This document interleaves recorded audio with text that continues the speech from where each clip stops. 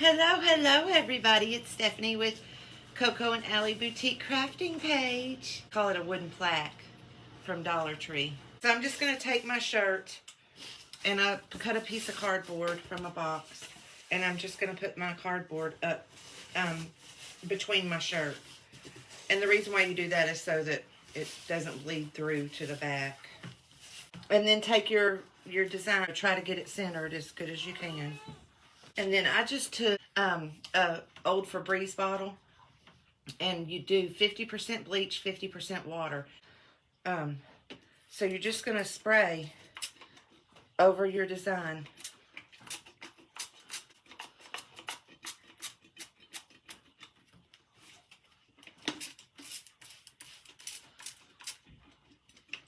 And just spray, try to start on the outside and then work inwards. I'll put these out on my back deck, and I will see y'all later. Bye-bye.